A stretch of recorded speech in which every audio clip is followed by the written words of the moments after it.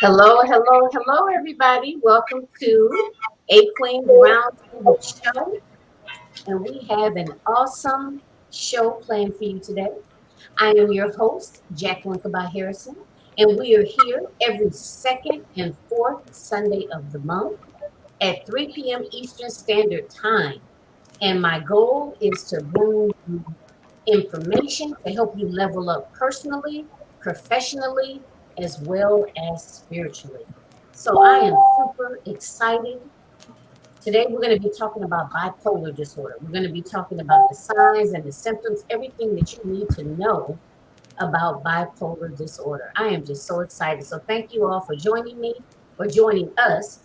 And go ahead and grab a pen and a pad and just get ready to, take notes and jot things down because it's going to be very, very informative. And actually, I just want to make sure, because I'm not, hang on, everybody, 1 second.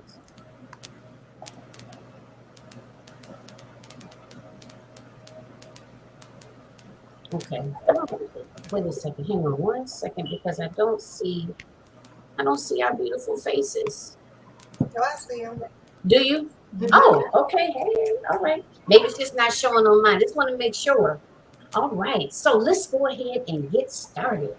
So first of all, we're going to talk, as you see, we have several professionals here that are going to be giving you their expertise on bipolar disorder. And we're going to start with first, MARQUITA Thompson, LPC. So if you could just go ahead and start us off talking about bipolar disorder, that would be great. Thank you, Jackie. Excuse me. So when I think about bipolar disorder, I think of a 17-year-old client that I had who was displaying symptoms, various symptoms. It was like meeting someone different on any occasion. So the first time I met her, she was very bubbly, she was outgoing, and she was very driven and very the world cannot stop me. The second time I met her, she displayed normal behavior. She was very logical.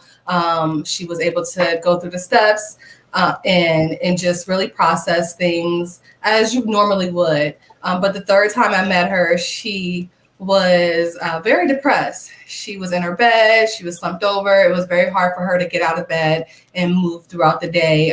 There was half-eaten food in her room. She didn't want to bathe and she didn't want to go to work. And she would oftentimes just not do any of those things.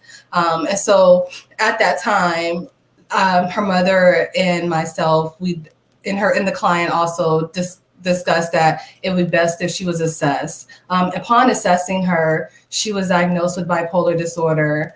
And so going into bipolar disorder, it is a mental health diagnosis that is oftentimes displayed by manic and depressive behaviors. When I say manic behaviors, I mean those symptoms that are very erratic. And so an individual would be very hyperactive, very much like, let's go paint the city. Let's just go out and do this and do that and not really think things through. When I think about depression is more of you're very slow to get up and react. So maybe it's just slow to start the day. You're very much unmotivated to move about and just feels like the world is on your shoulders. So bipolar disorder is also known in the mental health field as manic depression. And so there are 3 different types of bipolar disorder, the umbrella. And one is bipolar 1, and that is displayed through the manic behaviors is at least 7 days. Then there's bipolar 2, and that is with hypomania, hypomanic and depressive disorders, depressive symptoms. And then there's cyclothymia.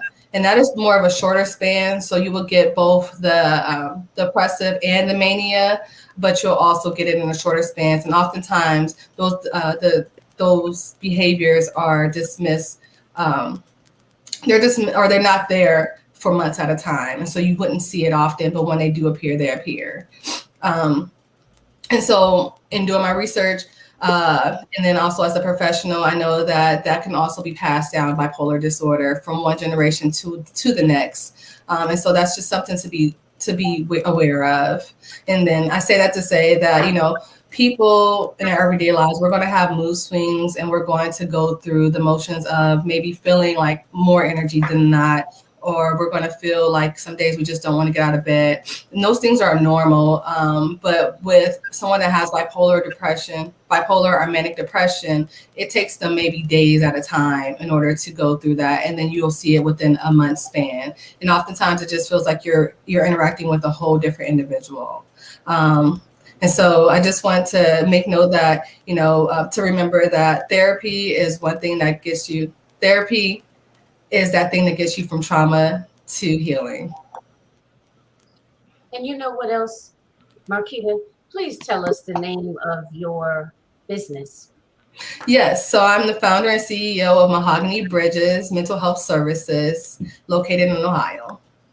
Okay, wow. Okay, so we both in the Midwest. I'm in Michigan. All right. And I love that name too. I love it. Well, thank you so much. All righty. So next up, we have Miss Patricia. Miss Patricia knows LCSW. So glad to have you. Go ahead, Patricia. Thank you. Thank you, Miss Jackie. My name is Tricia Noel, as you mentioned. I am a licensed clinical social worker, and I want to share a little bit about treatment for bipolar disorder. Excuse me.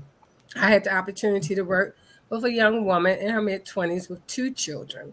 The mom was experiencing symptoms of extreme mood swings, feeling easily distracted and agitated, and unusual talkativeness, which are all symptoms of bipolar. Mom came to Noel Integrated Services Incorporated seeking mental health treatment with the hopes of understanding what she was experiencing as she felt guilty and ashamed about her relationship with her children. Her main concern was her mood swings and its impact on her parenting. She noticed that when her children would come home from school, she would initially be in a pretty good mood, and drastically, for no apparent reason, the mood change would happen. She could interact with them, she could complete homework and even some playtime. But then shortly afterwards, she would get frustrated and angry to no fault of the children. She noticed that even at work, she would get easily agitated and would go from being in a good mood to becoming angry in a short span of time, going from 0 to 100 quickly. Mom saw this same behavior in her relationships as well and wanted to figure out what was going on with her. As she shared her story and we discussed her current and past history, she met the criteria for bipolar 1 disorder. The goal now is to devise a treatment plan to help her manage her symptoms. I supported the mom by acknowledging her making the first step coming for treatment. We then discussed her seeing a psychiatrist for medication management because they go hand in hand, therapy and med management. Treating bipolar disorder consists of therapy, which includes seeking mental health treatment with a psychologist, a licensed professional counselor, or a licensed clinical social worker such as I. And the psychiatrist would be there for the medication part. Medicating bipolar disorder takes patience, as the psychiatrist must find the right regimen to treat the symptoms appropriately. So it usually takes about 4 weeks, 30 days for the medications to take effect. The medications could consist of mood stabilizers, and some of the common ones are lithium, Depakote, Tegretol, or Lamictal, or antipsychotic meds such as Zyprexa, Risperdal, Seroquel, Abilify. And a lot of people have heard these medications before. Or antidepressant called Synviax, which is a combination of fluoxetine and olanzapine, and also benzodiazepine, which help with anxiety and improve sleep. The most common, though, prescriptions are lithium and Depakote. Some other medications may include diazepam or Valium, as is commonly known, and Ativan. A treatment plan will also include the use of mental health modalities such as cognitive behavior therapy. And what that is that is therapy which helps identify unhealthy negative beliefs and behaviors and replaces those negative beliefs and behaviors with healthy positive ones. Or they could focus on family focused therapy, which consists of family support and communication to help stick to the treatment plan and help the individual and loved one recognize and manage warning signs of mood swings. Other forms of treatment for bipolar, in addition to psychotherapy and medication, include psychoeducation, so teaching the individual about their diagnosis and having a strong support group. Bipolar disorder is a lifelong mental health condition that can be controlled with the right treatment plan in place. Each person's experience is different, so what may work for one may not work for the other. However, I must note that a lot of times individuals with bipolar may start feeling better, and when they do start feeling better, they stop taking their medication. And when that happens, it causes the symptoms to reoccur, and a lot of time much worse than where they were initially. So as MARQUITA stated, bipolar 1 and bipolar 2 are two of the different diagnoses that are there, but they're both treated the same way with psychotherapy and medication management. So with this client, we connected with psychotherapy. I referred her to a psychiatrist for medication management. We then sought out resources to educate her about bipolar disorder. And then we connected with a community organization, which happened to be a local church that had a support group. And in addition, because we carry our phones with us all the time, we connected to some online resources so that if I'm not available, she could go to the online resource for assistance. Also, not many people are able to acknowledge when they need mental health treatment, but this mom did, and she sought the treatment that she needed. As a licensed clinical social worker, working with individuals struggling with mental health disorders is a journey for them. So I always tell my clients that they are not in this alone and that I am here to walk the journey together. Thank you. Wow, thank you so much, Miss Patricia. And tell us once again exactly the name of your business and where you're located, please. Yes, ma'am. I am the CEO and founder of NOEL Integrated Services Incorporated, and I'm located in Durham, North Carolina. North Carolina. All right. Carolina. Beautiful, beautiful. Well, again, thank you for being on the show, and thank you so much for that excellent information that you gave us. Thank you so much. So next up, we have JUANA LYLES, LPC, and she is going to share more with us in regards to bipolar disorder. And she is the proud owner of LIT Wellness Center, LLC. And she'll tell you a little bit more about that and talk to you some more about bipolar disorder. All right, JUANA, go ahead. Thank you so much, Ms. Jackie, for that introduction and having me as a guest today. So when I think about bipolar, and for the audience, it may be easier to think of it as a range of moods. For a few weeks, an individual may feel happy about his or her life, but then they may feel that they're in high spirits and believe they can accomplish anything. But that mood can change very quickly, okay? And it results in a depressive mood. So I was seeing a young lady, just kind of like with MARQUITA was saying, but my person, she was already, I was treating her for depression. And one day she came in and she started talking very fast and had a lot of energy. She told me about several sexual escapades that she had over the weekend with more than one man. So not one man, but multiple men. She also said that she wasn't sleeping much because she started another job working as a dancer and a bartender at a local nightclub. And so what I realized right away was that it sounded very manic to me, that she was having symptoms of manic bipolar disorder. So I asked the young lady about that, if she ever was diagnosed with bipolar disorder, and she said that she stopped taking her medication because she was feeling better and didn't think she needed to tell me about it because she was ashamed. So just as Ms. Noel said, this is a lifelong medical issue. It's just like any other disease or medical issue that we have to take medication for. So you have to take this medication constantly, and or you could crash very quickly. So those were just some of the symptoms that my client experienced, but I'm going to break them down for you into manic and depressive. Okay. So depressive symptoms can include feelings of hopelessness, lacking the drive to accomplish one's goals or work, such as putting off an important work assignment for days at a time. So a lot of procrastination, maybe. feelings of guilt, worthlessness, and shame, as I stated about my client. She had low self-esteem when she first came to me. There was some withdrawing or isolating from friends and family, including avoiding contact with family during reunions or holiday parties. So they start kind of being like a turtle and just not associating with anybody. Okay. Then there's also symptoms where you feel fatigued or feeling sluggish, like you just can't get up out of bed and do anything. And sometimes people have illogical thoughts, such as thinking that somebody's watching them or that somebody has ill intentions against them or their loved one. Okay.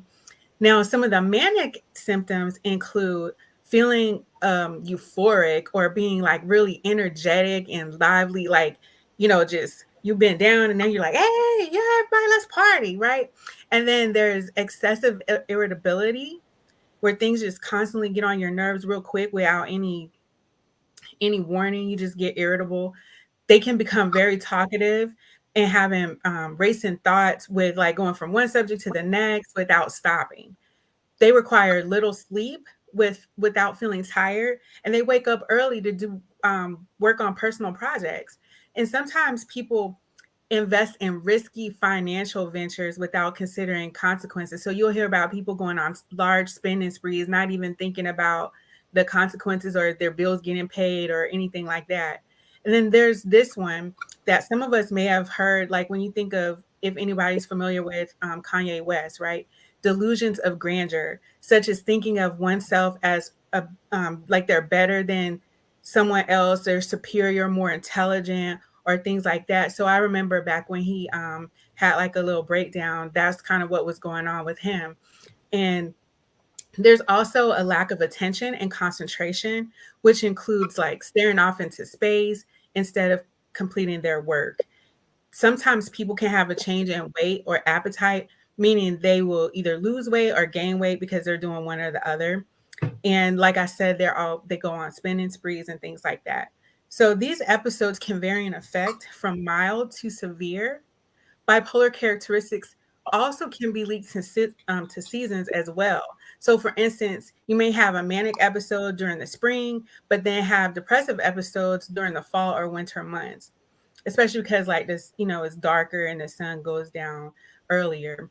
So be mindful of all the symptoms that I just mentioned. And if you or anyone that you know are experiencing any of these symptoms, and I'm talking about if it's your spouse or your children, stay tuned because we have another therapist that will share resources with you. But what I want you to remember is that you can just stop just surviving and start to live intentionally today. Wow. That was very, very, very informative. This is such good information. I'm so excited and just thrilled that you all are actually here sharing this information. I mean, I'm just, okay, we're not even finished yet. We have Miss Oriente EISON. I hope I got your name correct. That's coming up next. That's going to share additional information with us. Please let us know the name of your counseling services and where you're located. Thank you, Jackie, so much for having me. And my name is Oriente EISON. I am located in Cincinnati, Ohio, and my company is called Emerging Spirit Counseling Services. Okay. And I'm going to talk to you today about coping skills for bipolar disorder. So no matter how down or out of control you feel, it's important to remember that you're not powerless when it comes to bipolar disorder. Beyond the treatment that you get from your doctor or your therapist, there are many things that you can do for yourself to reduce your symptoms and stay on track. Living well with bipolar disorder requires certain adjustments, like diabetics who take insulin or recovering alcoholics who avoid drinking. If you have bipolar disorder, it's important to make healthy choices for yourself. Making these healthy choices will help you keep your symptoms under control, minimize mood episodes, and take control of your life. This is one of the things that I stress with my clients. I had a client who was diagnosed with bipolar disorder, and when she came to me, her major complaint was that she was not she was not stable, and she kept experiencing symptoms like feeling depressed and having crying spells. She reported that she would take her medication and then start to feel well and think that she was okay, and then she would stop taking the medication, much like some of the other therapist clients. After a while, she would have symptoms again and have to start all over again. I used this analogy with her, liken it to taking your diabetic medication or your high blood pressure medication. If you have to take those, you wouldn't just stop taking it because you feel better, because you would begin to exhibit symptoms again, right? You need your medication to be able to maintain and to not have symptoms. Your mental health medication is the same way. She noted that nobody had ever explained it to her that way before.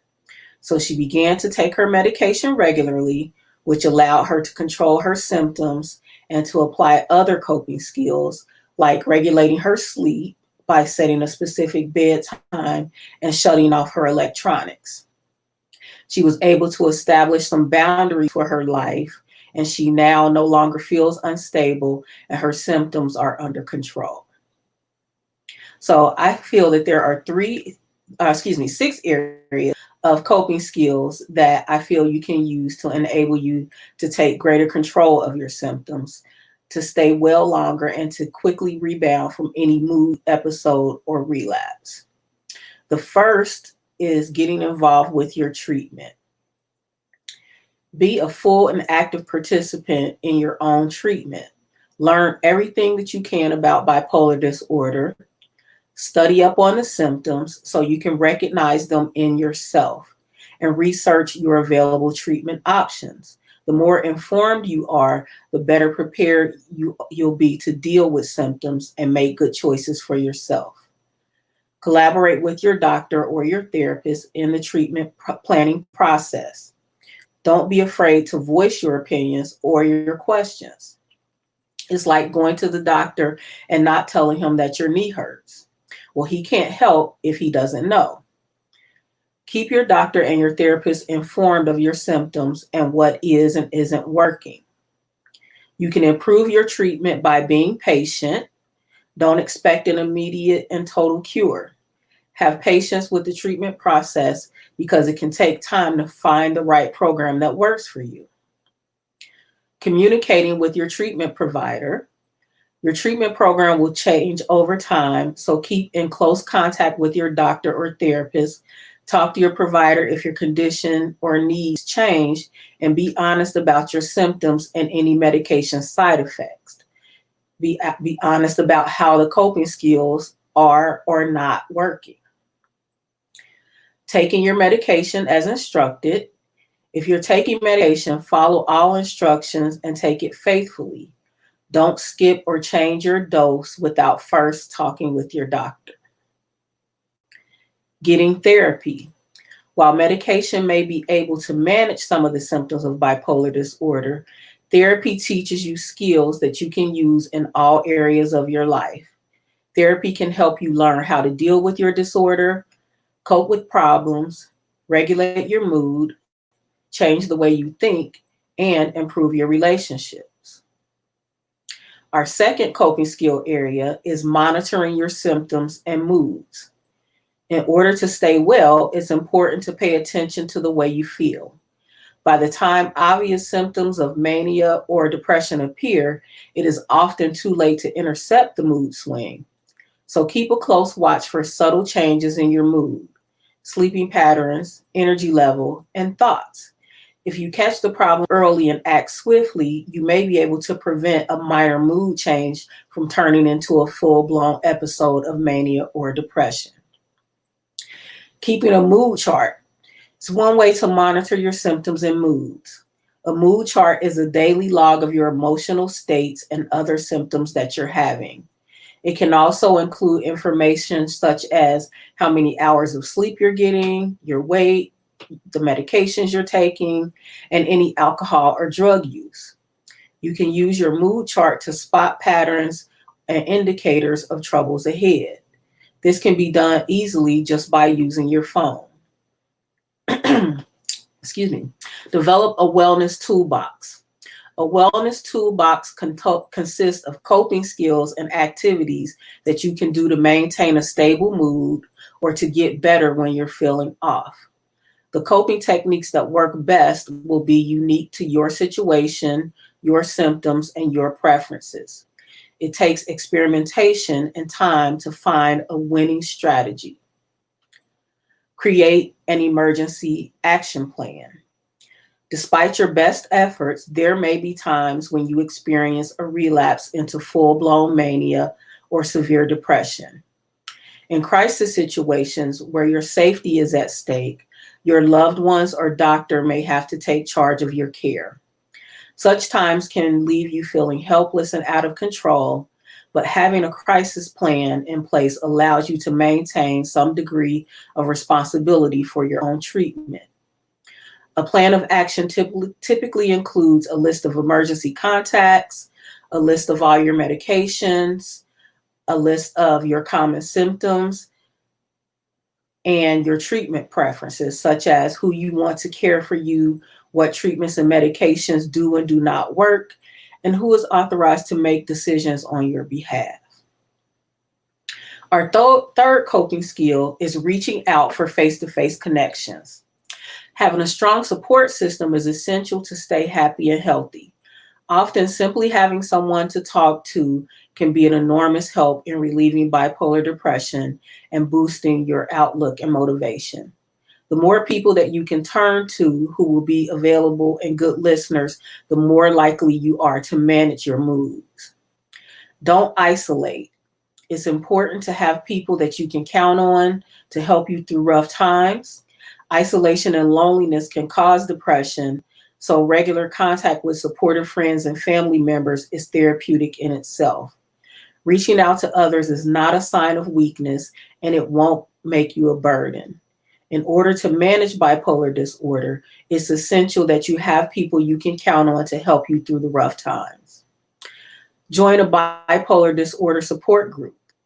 Spending time with people who you know and who know what you're going through can honestly say that they've been there can sometimes be very therapeutic. You can also benefit from the shared experiences and advice of group members.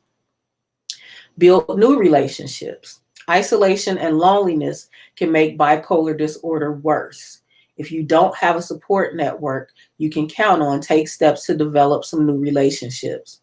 Try taking a class, joining a church or civic group, volunteering, or attending events in your community. Our fourth coping skill is develop an active daily routine. Your lifestyle choices, including your sleeping, eating, and exercise patterns, have a significant impact on your moods. There are many things that you can do in your daily life to get your symptoms under control and to keep depression and mania at bay. Build structure into your life. Developing and sticking to a daily schedule can help stabilize the mood swings of bipolar disorder, including setting times for sleeping, eating, socializing, exercising, working, and relaxing. Try to maintain a regular pattern of activity even through emotional ups and downs. Exercise frequently and avoid sitting for long periods of time. Exercise has a beneficial impact on mood and may reduce the number of bipolar episodes that you experience. Keep a strict schedule. Keep a strict sleeping schedule. Getting too little sleep can trigger mania, so it's important to get plenty of rest. For some people, losing even a few hours can cause problems. However, too much sleep also can cause your mood to worsen. The best advice is to maintain a consistent sleep schedule. Our fifth coping skill is keep your stress to a minimum. Stress can trigger episodes of mania and depression in people with bipolar disorder, so keeping it under control is extremely important. Know your limits both at home, at work, or school. Don't take on more than you can handle, and take time to yourself if you're feeling overwhelmed. Learn how to relax. Relaxation techniques such as deep breathing, meditation, yoga, and guided imagery can be very effective at reducing stress and keeping you on an even keel. A daily relaxation practice can improve your mood and keep depression at bay. Make leisure time a priority. Do things for no other reason than it feels good to do them. Go to a funny movie, take a walk on the beach, listen to music, read a good book, or talk to a friend. Doing these things because they are fun is no indulgence. Play is an emotional and mental health necessity. Appeal to your senses. Stay calm and energized. By appealing to your senses, sight, sound, touch, smell, and taste, listen to music that lifts your mood. Place flowers where you will see them and smell them. Massage your hand and feet, or sip a warm drink. And our sixth coping skill is watching what you put into your body. From the food you eat to the vitamins and drugs you take, the substances you put in your body have an impact on the symptoms of bipolar disorder, for better or for worse. Eating a healthy diet. There is an undeniable link between food and mood. For optimal mood, eat plenty of fresh fruits, vegetables, and whole grains, and limit your fat and sugar intakes. Space your meals out through the day so that your blood sugar level never dips low. High carbohydrate diets can cause mood crashes, so they should be avoided. Other mood damaging foods can include chocolate, caffeine, and processed foods. Get your omega-3s. Omega-3 fatty acids may decrease mood swings in bipolar disorder. You can increase your intake of omega-3s by eating cold water fish such as salmon, halibut, and sardines. Also soybeans, flax seeds, canola oil, pumpkin seeds, and walnuts.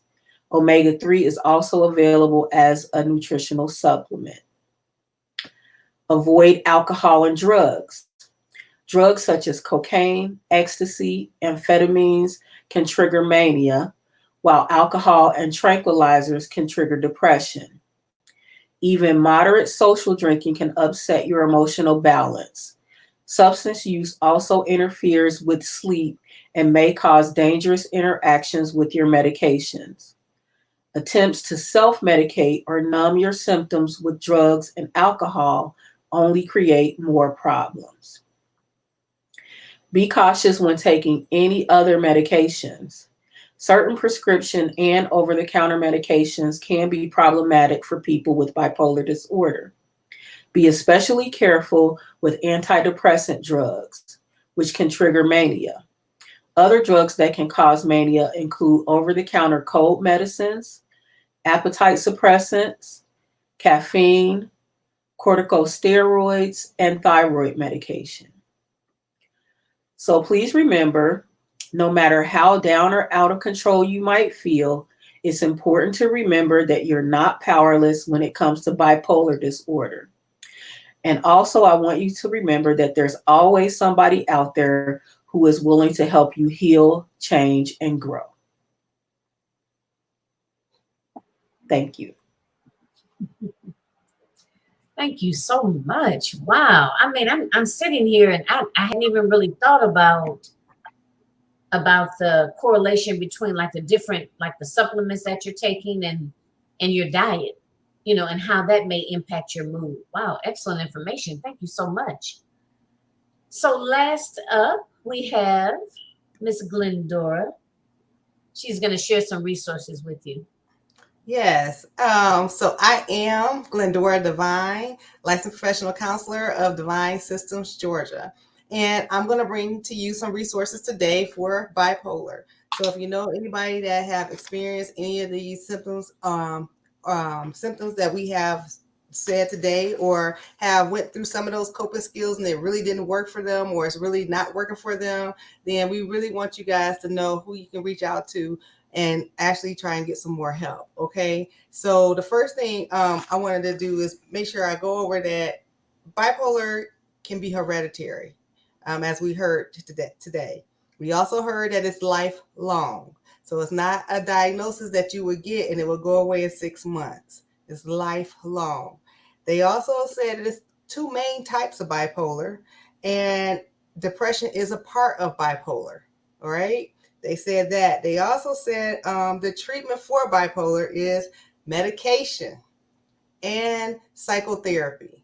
So both of them work hand in hand. And the last thing that works with the psychotherapy and the medication is the coping skills, that you have to be active in your treatment to get help, right? All right. So one of the main things I wanted y'all to pay attention to as well is consistent sleep is very important to either triggering manic episodes of bipolar, or triggering the downside of bipolar with the depression. So just be mindful that our sleep is very important. The first place I want to give you is the American Foundation of Suicide Prevention. And I'm giving you that one because when we go through moments of mental health, we really try and find some help. And a lot of times we be quiet. And you heard the lady say today, if you're suffering from bipolar, or if you know someone suffering from bipolar, don't be quiet. Don't isolate yourself. So if you need someone to just talk to, you always can call 800-273-TALK. And that's the American Foundation of Suicide Prevention. They will talk you all day. They will talk to you all day. And you don't really have to let them know, you let them know how you feel. They're licensed trained therapists, and they're literally sitting there just waiting to talk to you. The next one I want you to know is Depression and Bipolar. Can't say it now. Depression and Bipolar Support Alliance. And you can reach out to them at 800-826-3632. So it actually got a support alliance. You heard Ms. Noel say that she was able to link her client to resources that were online. And Depression and Bipolar Support Alliance is an online resource that you can link up with. The next one we have is the JED Foundation. And it's another foundation, again, focusing on mental health. And you can reach out to them at 212-647-7544. The next two, I really want you to make sure that you do know about them, is the Mental Health America. And you can reach out to them at 800-969-6642. And then the next one is National Alliance of Mental Illness. And that's NAMI. We like NAMI a lot. Okay. But you can reach out to them at 800-950-NAMI. Now, for all of us here on this panel today, we are all licensed professionals, and we are all able to help you as well. So if you didn't get enough information, or you have any questions, you can also reach out to Ms. Orienta EISON in Ohio at Emerging Spirit Counseling Services. And her number is 513-788-1766. And you can she always wants you to remember that helping you to heal, change, and grow. Her company is called Emerging Spirit Counseling. She's serious about that. Then we have MARQUITA Thompson LPC in Ohio, and that's also where Miss EISON is at. But Miss MARQUITA is over Mahogany Bridges Mental Health Services.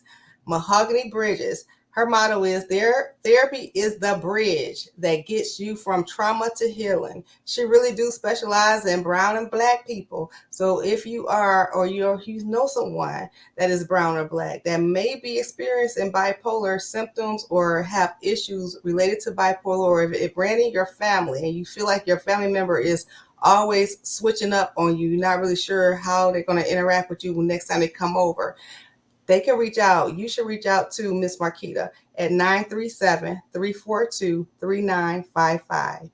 Miss Patricia Knowles at Knowles Integrated Services. Her motto is, we are on this journey together. So please understand you're not alone. Okay, we are all here to help you. And Miss Knowles is definitely here. She wants you to understand I'm here for you. We're in this together. And you can reach out to her at 919-798-7817. And then we have Miss JUANA Lyles, LPC, and her company is called Live Intentionally Today. Lit Wellness Center. And her motto is stop just surviving and start to live intentionally today. And you can reach out to her at 334-614-8007. And I am Glendora Divine and licensed professional counselor as well. And my company is called Divine Systems Georgia. And my motto is we only have one life. So we must live and not just exist, but keep it moving.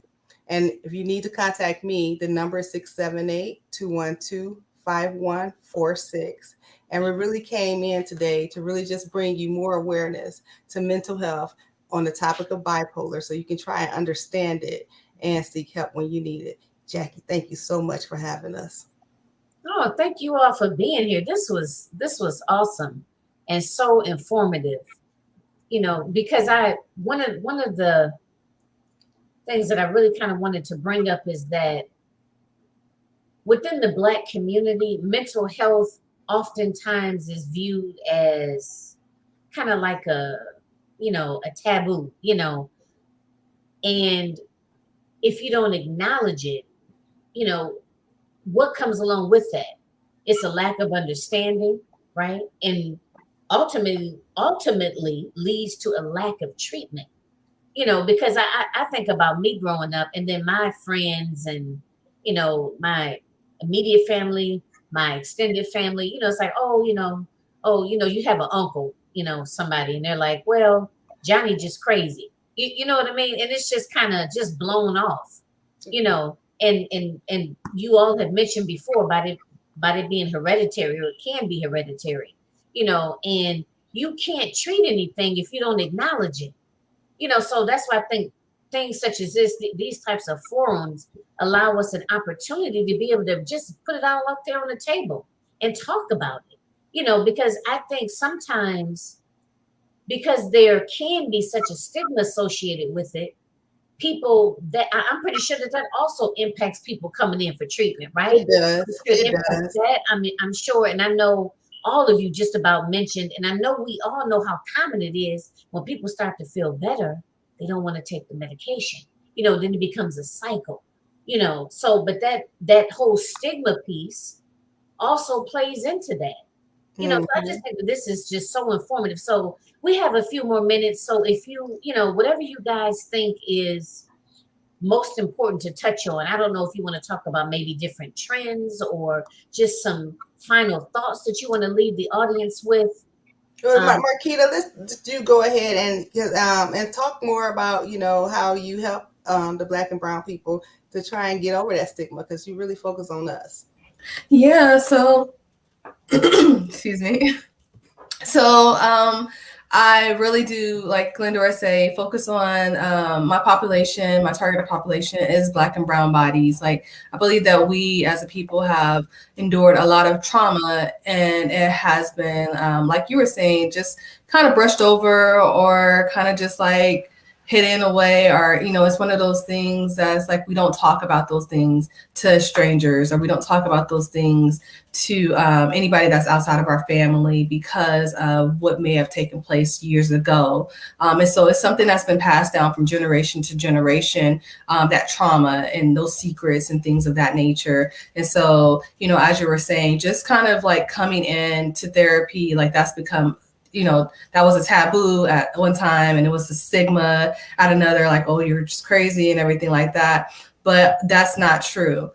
Therapy is definitely, it's for everybody. It's for anybody. It's just as if you, like Oriente was saying, as far as correlating it to our physical health. If you're going into a doctor, if you broke your leg or you hurt yourself, you're going to go and see a professional. And so with the mental health, it's like your brain is on from the moment that you are conceived. It's on, it's working. And sometimes it's okay to go in and just get a checkup or just talk to somebody about the things that you may be carrying around with you from the day to day. And so we're licensed, we're trained, we're professionals, but we all have our different niches, which help us to provide here for the community. And so just really like looking within yourself and believing like, you know, I'm worth that hour of time. I'm worth that moment to just give back to myself, that self-care. So if you don't look at it as anything else, look at it as you just going for self-care. You would go to a hair appointment, you go to a nail appointment, but oftentimes we kind of hesitate with going to a mental health appointment. And it's just like, girl, you need to come and just let it out. Like, you don't have to carry that weight. You don't have to carry that burden. Just like Trisha's motto states, like, you know, we're all in this together. And so me as a professional with my clients, I just want them to know, like, you know, I'm here from day one. Like, you don't have to code switch. You could just show up as your authentic self and be you, like purely you, if, you know, and just relax and just, you know, yeah. So thank you. What about Trish? Why don't you tell us like the expectations when somebody come into the office for to see about getting it, see if what's the problem, if they getting diagnosed or anything. What's like some of the things they can expect when we walk into the office? Well, I love Mahogany Bridges. I love her whole concept with the black and brown, because I think, Miss Jackie, you said it when you said the stigma in the black and brown community, how we won't go get help. We kind of keep it to ourselves. What goes on in this household stays in this household. We don't share it outside the household. But for me, I try to make sure that when my clients come, that one, we're being genuine, one, we're being authentic, and one, we're being truthful. So when they come in, I want them to feel warm and welcome, and I want them to feel like this is a person that I could trust. So the expectation is for me to provide an environment for them to feel safe in. And then once they come into the environment, that we build this relationship so that we can work on their healing together, so that they don't feel alone, and so that they know that, hey, because family sometimes is the hardest ones to go to, because family could be judgmental. Family could be very critical, you know, family and friends. So you want somebody outside of your normal circle to really walk with you in your journey to healing. Mm-hmm. Yes. Yeah, absolutely. Go ahead. If I could piggyback on what they just said, one of the things that I really enjoy doing with clients is making sure that I do relate what they're going through to regular everyday things that are going on. And I kind of chuckled when MARQUITA kept saying, we don't talk about, and it made me think about the new, the Disney movie that's out, and the song, We Don't Talk About Bruno. And that whole concept of that is them talking about, this family member who has a mental health issue, and nobody wants to deal with him or even talk about him because of that fact. And so, it's that kind of thing, getting clients to see, these regular everyday things, relating it to things like a cartoon. I had a client recently where she was talking about wanting to get married, and she's been with this person for 20 years. And she mentioned that she had just buried her father, and she noted on there that he had a special friend on the obituary. And I asked her, okay, so you're deciding whether or not this marriage is important to you, how do you want to be listed on the obituary? Do you want to be listed as a special friend, or do you want to be listed as a wife? And she was like, whoa, like that was deep. Like I never would have thought about it like that. She was like, but that really made me, okay, I really need to process this and figure out what I want. Sorry, special friend. Wow. So so you brought that out to her for her to really think about that. Yes. Okay. Make it real for them. Make it real for them. Right. Absolutely. So do you guys, does anybody have a particular specialty? I don't know whether it be men, women, children, or we all have a different specialty. Okay. And Ms. Lyles, what you was about to say? Oh, I just wanted to just add that sometimes we go to therapy and we feel like we have to stay with somebody. Not that any of us are going to fit this description, but when you feel like that person is not relatable to you, that they are not meeting your needs, you can quit them and find somebody else. But people think they have to stay, and then they just lie and not share what's really going on, so they don't get their help. But I just wanted to add that, like, you can find a different therapist, just like you go to a different bank or a different store or whatever else. You do the same thing because this person is helping you with your life. So it's okay to find a different one if you don't mesh with them. Good point. Go ahead and say your specialty right quick, Ms. Lyles. Oh, I focus on trauma. I use, and I see both men and women, and I do have some children, but they need to be older than 10. And, but I do, and I mainly specialize in combat trauma and military sexual trauma. Okay. So we have a few minutes, just like 3 minutes. So if everybody can just go ahead and give your specialty. Okay. Well, I work with everyone, but my specialty is with females ages 12 to 21 who struggle with depression, anxiety, self-harm, and suicidal thoughts. So we work on those together, educating them as well as their family members. So I offer a support group for that. But that is my specialty.